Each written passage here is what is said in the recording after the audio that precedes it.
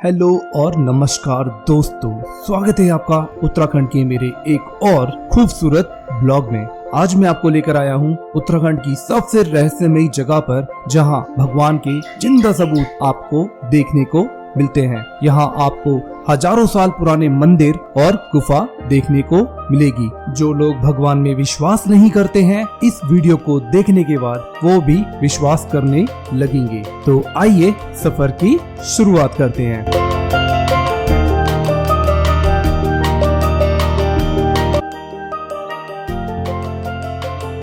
एक खूबसूरत लोकेशन को जब भी हम छोड़ते हैं, थोड़ा सा यहाँ से मुझे दर्द होता है लेकिन क्या करें, कोशिश ये होती है दोबारा आना है और नेक्स्ट टाइम इससे भी अच्छा फन करना है यहाँ पर। और ये जो ग्रुप है बहुत ही खुश है। अभी तक का सबसे बेस्ट स्टे और खाना पीना जो मिला है वो उनको यहाँ पर मिला है। मतलब comparison all 3 destinations which I have covered. और मेरे ये सारे ग्रुप वाले दोस्त खुश हैं क्योंकि ये जो जगह है बहुत ही पीसफुल और नेचर से भरी हुई जगह है। और ऐसी लोकेशन पर दिल्ली के सभी लोग अगर आते हैं, मैं बोलूँगा यार जिंदगी बन जाएगी।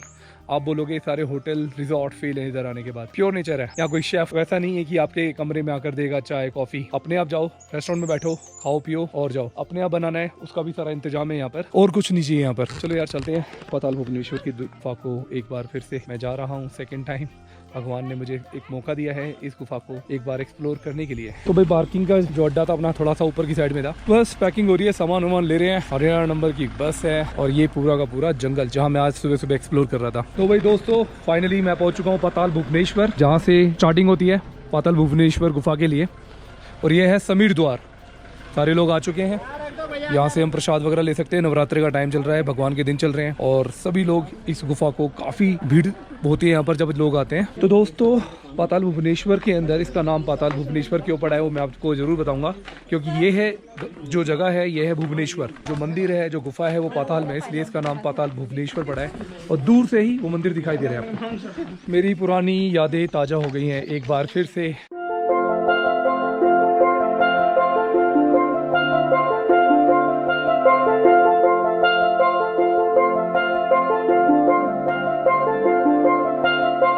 तो भाई नए नए रास्तों से मैं आया हूँ आपको लेकर इस मंदिर के पास। तो दोस्तों जब मैं लास्ट टाइम यहाँ पर आया था, ये मंदिर बन रहा था और अब ये मंदिर बनकर तैयार हो चुका है। तो 2024 के अंदर जब मैं यहाँ पर आया हूँ तो यहाँ पर कुछ और नज़ारा मुझे देखने को मिल रहा है। और ये हनुमान जी की जो मूर्ति वहाँ लगी हुई थी, सारी हटा के यहाँ पे सुरक्षित रख दी गई है। आज ये ऐसे ही यहाँ पर रखी हुई है और माता के दिन चल ही रहे हैं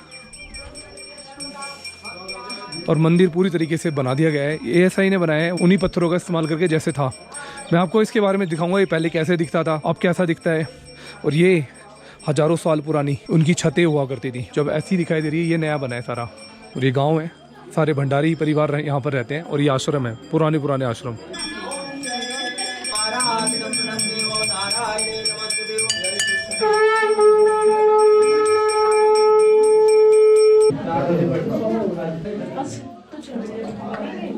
तो भाई साहब आउटस्टैंडिंग एक्सपीरियंस है मेरी लाइफ का। दोबारा से महाराज पंडित जी के दर्शन हो गए जो दोबारा हुए हैं। और ये दोबारा से रिकंस्ट्रक्शन हो रहा है। यहाँ म्यूजियम बनने वाला है बहुत जल्द, आप लोगों को मैंने पहले भी बताया था। और ये चंडिका माता का मंदिर था जिसको दोबारा से बनाया जा रहा है, बिल्कुल ऐसा। और यहाँ पर आपको जो दिखाई दे रहे हैं ये आश्रम हैं, पुराने आश्रम जहाँ पे रुकते थे लोग, जब इन लोगों ने रिकंस्ट्रक्ट करा। तो इस भुवनेश्वर गांव के अंदर अभी भी लोग रहते हैं, ज़्यादातर भंडारी परिवार रहते हैं। और हमारे साथ जो भाई है रमेश जी, वो इसी गांव के हैं। उनका वो मकान है जो पहले बनता था, कंस्ट्रक्शन हो रहा है। इस मंदिर की यात्रा करने के बाद ही आप लोगों को पाताल भुवनेश्वर की यात्रा करनी चाहिए, क्योंकि तभी आपकी ये यात्रा शुभ मानी जाती है और पूरी मानी जाती है। अधूरी यात्रा होती है कि हम डायरेक्टली पाताल भुवनेश्वर चले गए और यहाँ दर्शन नहीं करे। भगवान शिव के दर्शन के बिना किसी की भी यात्रा पूरी नहीं मानी जाती यहाँ पर। और हम जा रहे हैं पाताल के अंदर, भुवनेश्वर गांव के अंदर हम हैं इस समय। और पाताल में जाने के बाद इस जगह का नाम पड़ा था पाताल भुवनेश्वर। यहाँ चलते चलते यार मैं अपने जूते ही भूल गया था। तो फाइनली इस बार मुझे भीड़ देखने को मिल रही है पाताल भुवनेश्वर में, क्योंकि इस समय चल रहे हैं देवी देवताओं के समय, माता रानी का टाइम, नवरात्रि का टाइम। तो दूर दूर से पहाड़ के लोग भी इस यात्रा को करते हैं। और ये है देवधर के सारे पेड़, और ये पूरा का पूरा बसा हुआ है देवधर के जंगलों में। और ये है पूरा जंगल, और ये पुराने आश्रम वगैरह है जहाँ पर साधु लोग रुकते हैं। और ये वॉशरूम है, लोगों की सुविधा के लिए बना रखा है।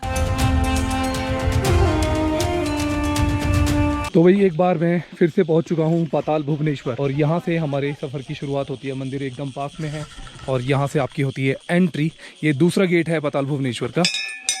और यहाँ आने के बाद आपके मन में ऑटोमेटिकली ये स्पिरिचुअलिटी जाग जाती है कि डेफिनेटली यहाँ कुछ ना कुछ ऐसा है जो लोग देखने के लिए आते हैं। यहाँ आपको हमारे ब्रह्मांड की सभी देवी देवताओं के दर्शन हो जाएंगे। भीड़ बहुत है क्योंकि हम लेट आए हैं। इस समय टाइम हो रहा है लगभग 11 बजे का टाइम हो रहा है और हम इसके दर्शन कर रहे हैं। दोस्तों ये है गुफा का द्वार, पाताल भुवनेश्वर गुफा का द्वार। और गुफा की गहराई 90 फीट है और गुफा में 82 सीढ़ियां हैं। पाताल भुवनेश्वर गुफा एक चूने पत्थर की एक प्राकृतिक गुफा है जो लगभग 90 फीट नीचे और 160 मीटर लंबी है। इस गुफा की खोज राजा ऋतुपर्णा ने की थी जो सूर्यवंश के राजा थे और त्रेता युग में अयोध्या पर शासन करते थे। स्कंद पुराण में वर्णन है कि स्वयं महादेव शिव पाताल भुवनेश्वर में विराजमान रहते हैं और अन्य देवी देवता उनकी स्तुति करने यहाँ आते हैं। और यह भी वर्णन है कि राजा ऋतुपर्ण जब एक जंगली हिरण का पीछा कर रहे थे तो इस गुफा में प्रवेश हुए और उन्होंने इस गुफा के भीतर महादेव के साथ लगभग 33 कोटि देवी देवताओं के साक्षात्कार